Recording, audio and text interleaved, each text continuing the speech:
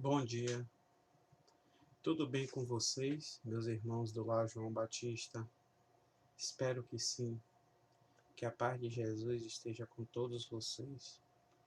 É um prazer estar de novo fazendo mais uma exposição, uma conversa, um bate-papo espírita, né, para essa casa que eu tanto admiro, que, por enquanto, em consequências da pandemia que vivemos, está sendo de maneira virtual.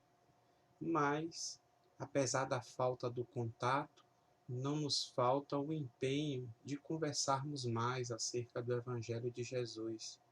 Então, fiquem todos em paz. A nossa conversa de hoje vai tratar de um tema que é muito ligado diretamente à nossa doutrina, tendo em vista que a nossa doutrina é lastreada naqueles três pilares que nós sabemos: ciência, filosofia e religião. Hoje vamos falar sobre evolução, uma fatalidade. Vamos conversar um pouco acerca desse processo evolutivo que todos nós, espíritas ou não espíritas, nos inserimos, né, nessa providência divina, ou como dizem os antigos, diziam e nós dizemos, nesse mundo de meu Deus. E é muito interessante, falando em antigos, de que na antiguidade, se a gente for observar, não se falava muito em evolução. Simplesmente o homem trabalhava, ele desenvolvia suas tarefas, mas não pensava muito além do que a próxima colheita, dos anos futuros em prover com a proteção, uma muralha para as cidades, né? Para as casas. E aí a gente vai vendo de que esse conceito mesmo, quando a gente começa a falar de evolução, faz parte do pensamento contemporâneo, né? Hoje, como a gente o trata. E a gente vai ver que o nosso próprio codificador Allan Kardec, quando tratou acerca do tema, já era lá na codificação do Livro dos Espíritos, já era algo em que a sociedade da época, visto que já era a França pós-iluminismo, pós-revolução francesa, em busca também das respostas para aquilo que nos cerca. Então, antes era considerado algo impossível, era uma relativa simplicidade e importância, né? Mas depois, ao longo do tempo, essa questão da evolução caminhou muito para o lado científico, filosófico, religioso. Olha a nossa doutrina espírita aí, presente. E aí a gente vai ver que essa tradição ocidental, ela não considerava esse aspecto de evolução. Mesmo as religiões judaico-cristãs, elas não falavam, avaliavam a natureza, a sua interação com o ser humano, sob uma perspectiva, meus irmãos, de quão duradouro, o que se modificaria ao longo do tempo. Já nas religiões do Oriente, né, o hinduísmo, né, o budismo, o zoroastrismo, o taoísmo, né, já se falava na questão da evolução do ser, já se traziam esses conceitos. Krishna já citava isso, né? Buda, Siddhartha Gautama já falava dessas questões de evolução. Mas aí a gente vai observando de que quando o Mestre Jesus nos chega, lá 2000 anos atrás, ele diz lá em Mateus, no capítulo 5, sim, o capítulo das bem-aventuranças, ele fala lá em Mateus, no capítulo 5, versículo 48, aquilo de que nós sejamos perfeitos, como perfeito é o Pai Celestial nosso. Portanto, sejais perfeitos, como perfeitos é o Pai Celestial de vocês. Então Jesus fala essa frase no modo imperativo: sejam perfeitos. Ele não deu a nós o direito ou a liberdade de, não, vocês vão ser perfeitos se quiserem. Não, fica a critério de vocês serem perfeitos. Não, meus irmãos. A evolução é uma imposição mesmo. Nós estamos fadados a esse caminho. E se a gente for observar, um pouco depois, então 1.200 anos depois, a gente vai observar que na Idade Média também não se considerava esse conceito de evolução. Apesar de 1.200 anos depois da vinda do Mestre Jesus, não se falava, mesmo no renascentismo, né, no Renascimento, a gente vai ver de que já não se tratava ainda dessas questões de evolução. Na verdade, o que se era imposto à época era que tínhamos que aceitar de que nós íamos para o céu ou o inferno e acabou. Deus, a vontade de Deus ditava as nossas vidas. Então a gente não poderia modificar isso e tampouco a gente não poderia ser comparado, por exemplo, aos animais, né? Aquela questão de que a natureza foi criada para servir aos homens, né? E aí a gente vai ver de que havia um saudosismo do passado. Se falava sempre das antigas escrituras, se falava sempre a época de Jesus num saudosismo de que no passado era melhor. Ledo engano, meus irmãos. A gente vai observando que a evolução, como o próprio significado do nome nos fala, ela é algo dinâmico, ela é algo que vai crescendo gradativamente. Então a evolução, ela é perfeitamente, né, imprescindível, importante na codificação da doutrina espírita. Sem essa ideia, sem esse entendimento, meus irmãos, de evolução, a doutrina espírita seria prejudicada, porque não teria aquele valor da ferramenta para o crescimento pessoal nosso, para o crescimento das pessoas, da sociedade em si. Por quê? Porque apesar de Kardec passa, e é verdade, se a gente for observar na mais estrita questão filosófica, de que a evolução ela ocorre, ela tende a ocorrer. E Kardec nos mostra, ele nos passa que nesse complexo processo existe por trás uma inteligência. Isso a doutrina espírita nos mostra. Não poderíamos chegar aonde chegamos se não houvesse uma inteligência por trás, se não houvesse algo superior a nós para comandar, para liderar esse processo. Tanto que, no próprio Livro dos Espíritos, Kardec nos mostra que cada planeta é habitado por espíritos no mais variado grau, né, de evolução. E lá tem a classificação dos planetas, né? Planetas primitivos, onde os espíritos realizam as suas primeiras encarnações, onde nesses planetas está o início do aprendizado. Depois, o planeta de provas e expiações, do qual o nosso planeta Terra faz parte, mas que infelizmente são os planetas ainda que o mal predomina. Há muita ignorância. Para fazermos bem, nós temos que nos esforçar bastante, porque num planeta de provas e expiações, e nós sabemos disso, nós sofremos também as consequências, né, as expiações daquilo que nós praticamos, né? E também passamos por testes, por experiências, por testemunhos, né? Que são as provações.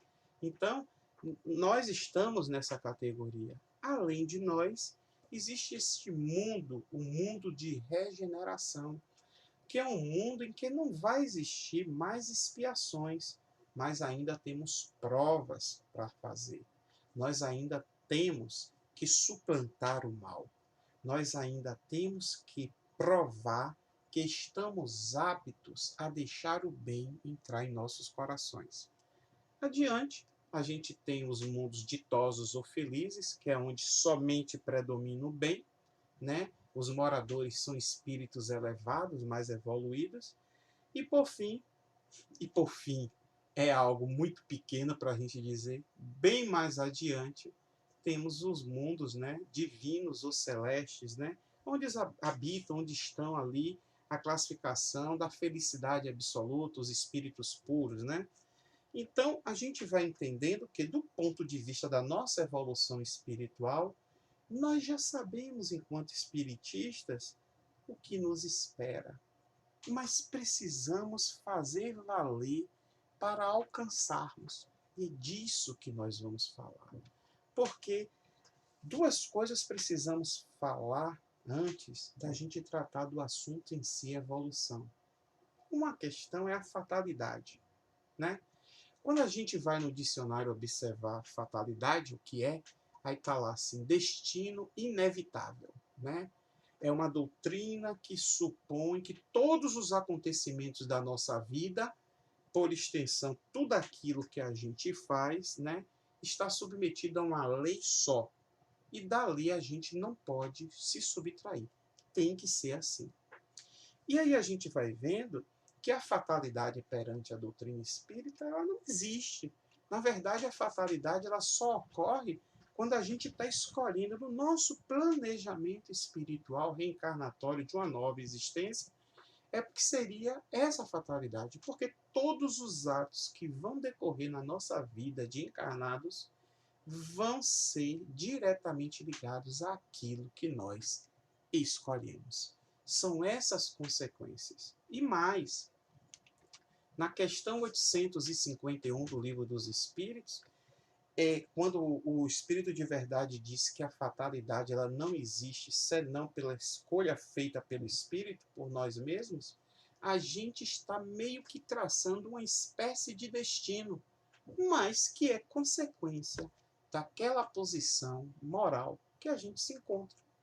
Então, a fatalidade, segundo a doutrina espírita, ela só vai existir pela escolha que o espírito fez. Ou, como diz adiante o espírito de verdade, uma fatalidade seria, a coisa fatal seria o nosso momento da morte. Porque quando o momento chegar, não há subtrações, ele vai ocorrer. Então, daí porque a evolução ela é uma fatalidade. Queiramos ou não, ela vai ocorrer. Então, a gente tem que fazer essa distinção, porque muitas vezes no dia a dia a gente ouve falar ou falamos, poxa, foi uma fatalidade, poxa, foi o acaso. Não, não existe essa fatalidade. Esses atos eles estão diretamente ligados àquilo que a gente escolheu. Para que aquilo que a gente escolhe, óbvio, está diretamente ligado às nossas provações, à nossa conduta moral, para sabermos e termos a ajuda dos nossos espíritos, nossos anjos guardiões, da própria misericórdia divina. Mas ainda assim, dentro das nossas escolhas, nós, enquanto encarnados, falhamos naquilo que nós consentimos em fazer. Então, nunca vai haver fatalidade, meus irmãos, nos atos da vida moral. As consequências morais, elas decorrem de nossas escolhas, né?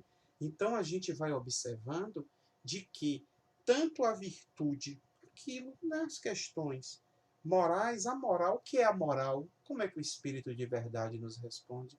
É o bem proceder. Então, tanto as virtudes quanto os vícios, eles dependem da nossa vontade. Porque, como diz Aristóteles, a gente está em condição de dizer não, mas também podemos dizer sim. Olha a nossa vontade agindo. De forma que uma boa ação vai depender de nós, como também vai depender de nós não cumprir uma ação ruim, uma ação má. Então a gente vai vendo que para isso entra algo chamado livre-arbítrio, a liberdade de escolha. E isso Deus nos proporciona, Deus nos dá, para que aumentemos a nossa inteligência, para que aprendamos a desenvolver responsabilidade. Ernesto Bolzano, lá nos idos de 1930, ele já dizia que nem livre-arbítrio, nem um determinismo absoluto na encarnação, mas sim uma liberdade condicionada.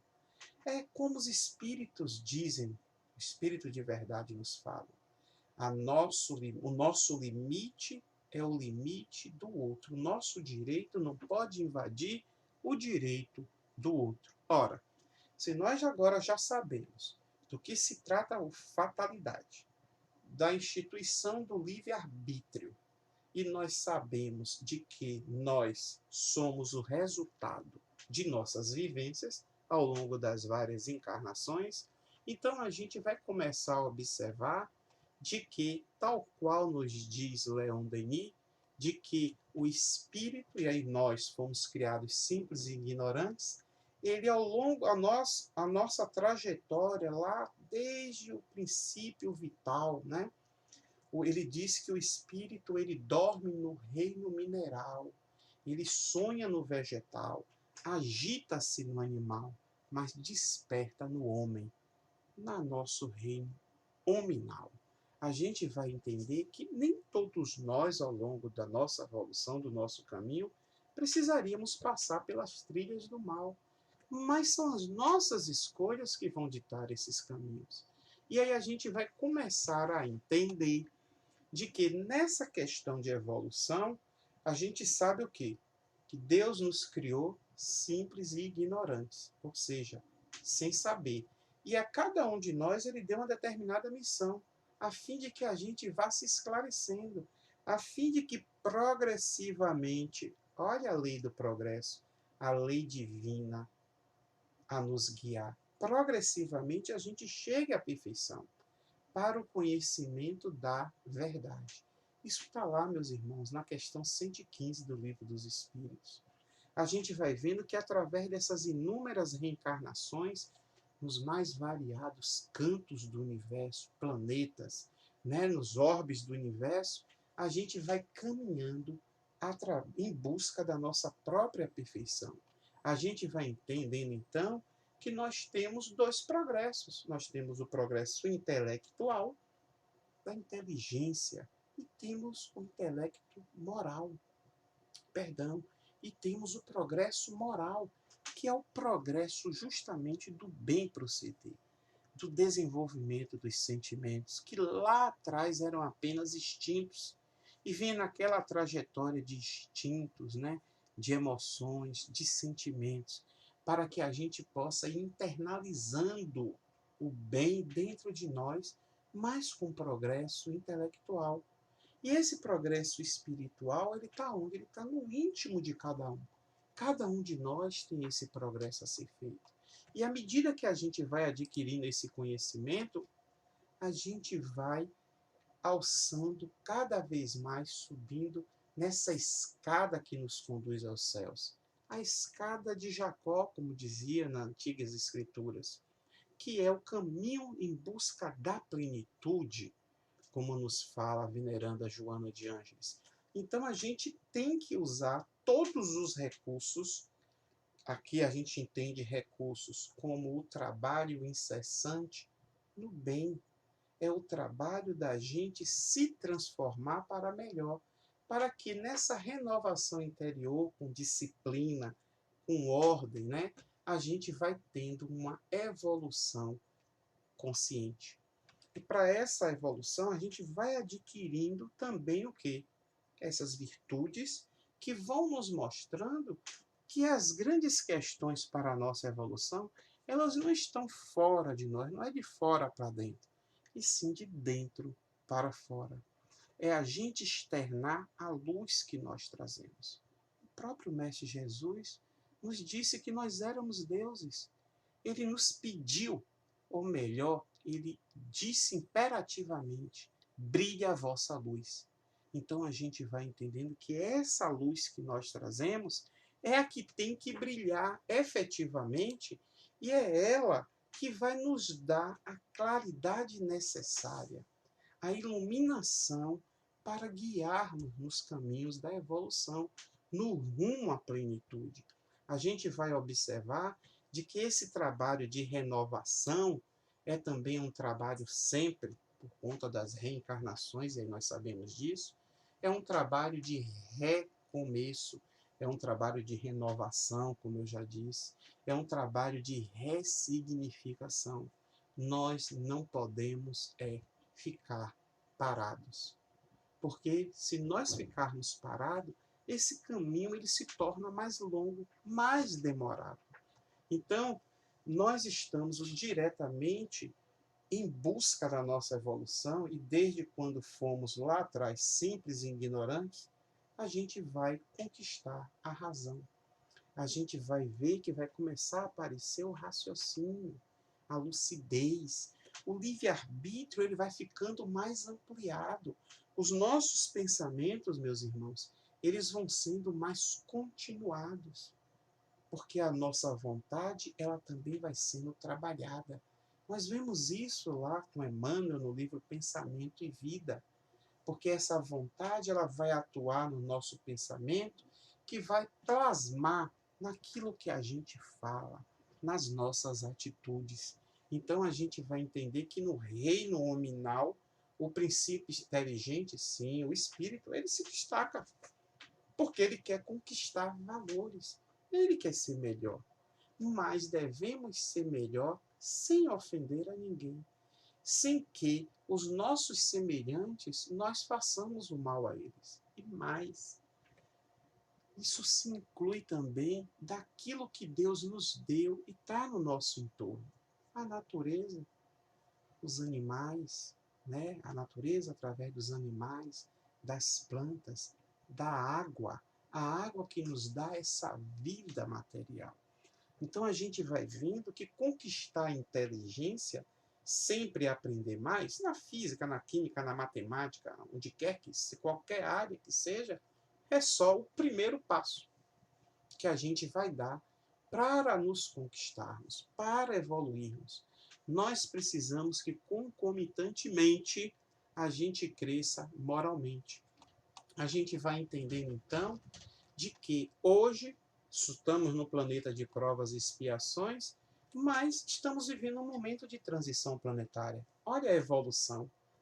Wagner, transição planetária significa então que estamos passando por um mundo de regeneração? Sim. E significa mais o que, meus irmãos? Significa que nós estamos já no momento de aptidão. Estamos aptos e vai depender das nossas escolhas verdadeiras, sinceras. Porque no mundo de regeneração não vai ficar os que são bons, mas vai ficar aqueles que já sabem qual é o caminho, que o caminho é o caminho do bem, do amor, ainda que não esteja 100% internalizado. Mas são aquelas pessoas, aqueles espíritos que já têm uma aptidão, que já conhecem o evangelho de amor do Mestre Jesus e que sabe que a prática dele é o verdadeiro caminho. Então, são aqueles que se esforçam por praticar o bem. Outros, infelizmente, não por agora, não poderão reencarnar mais na Terra. Eles vão ter que ir para mundos outros, mais inferiores, onde aquilo que eles já amealharam de inteligência e de questões morais vão ajudar a outros seres em planetas inferiores a crescerem, sim, porque apesar deles estarem no polo negativo momentaneamente na prática do mal, mesmo esse polo negativo, ele vai servir para o auxílio de outros que são piores. Então a gente tem que entender que tudo no mundo de nosso Deus tem uma motivação, tem uma razão de ser, meus irmãos. A gente vai ver que a solidariedade, a caridade é a tônica, é aquilo que acontece. Nós sabemos que quantos irmãos nossos estão encarnando, não vou nem usar o termo reencarnar, porque são muitos espíritos que não precisariam mais aqui estar nesse nosso mundo, mas estão encarnando para nos auxiliar, para nos conduzir nesse momento de transição. A gente observa que o mundo está em ebulição. A gente observa que as forças das trevas, né, as forças do mal, elas estão à flor da pele. E aqueles que estão incautos, aqueles que não têm cuidado, ainda cedem a esse chamado negativo. É isso, meus irmãos, que nós precisamos entender para a nossa evolução. Por ora, nós precisamos agora entender que nesse nosso processo evolutivo, Nós estamos numa passagem de nível. Nós estamos numa mudança de degrau para melhor. E precisamos estar vigilantes. Precisamos estar atentos mesmos. Precisamos observar que temos que nos melhorar. Porque as nossas melhorias, elas são individuais. Olha a reforma íntima aí, gente. Pois é. Como melhorarmos, se não através de uma reforma íntima? Como sabermos o que precisa ser reformado se a gente não se descobrir antes o que é que precisa? Nós sabemos um exemplo prático na nossa casa. Eu preciso pintar a sala, trocar o sofá. Ah, eu vou ampliar a cozinha. Para essa reforma, a gente antes observa, a gente antes vê, e ali a gente monta o nosso projeto de como quer que fique. Assim é a reforma íntima. Nós precisamos nos auto-iluminarmos. Precisamos nos descobrirmos antes. Ou seja, o autodescobrimento. E como eu sempre digo, meus irmãos, autodescobrimento não é inventar coisas. Autodescobrimento não é algo que a gente dite o que é que é. Não.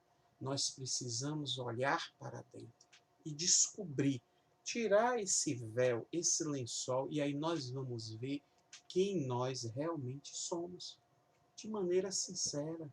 Podemos, e muitas vezes não gostaremos, de ver, de presenciar aquilo que nós somos ainda. Estamos falando de evolução. Mas precisamos traçar estratégias para nos vencermos. Porque esses obstáculos são os que nos impedem de progredir. Porque sim, no caminho da evolução vamos encontrar obstáculos. E como vamos? Mas precisamos justamente ter esse conhecimento, essa determinação de enfrentarmos a nós mesmos. O obstáculo é grande? Passa pelo lado dele. Não dá para passar pelo lado? Então vamos caminhar e passar por cima dele. Mas se realmente não conseguirmos nenhuma dessas duas maneiras, nós temos, meus irmãos, é que atravessar esse obstáculo. Nós temos que efetivamente enfrentá-los da maneira mais rápida e versada no Evangelho de Jesus. Não vamos ultrapassar os nossos obstáculos, que muitas vezes são representados por pessoas machucando-as, ofendendo-as, praticando o bem. Então, os obstáculos que nós temos que enfrentar, eles se encontram a resposta da solução dentro de nós, porque são as virtudes que nós vamos desenvolvendo ao longo do nosso caminho de evolução, que nós vamos aplicar. E uma vez aplicado, outros que venham estarão fáceis, até quando eles não virão mais.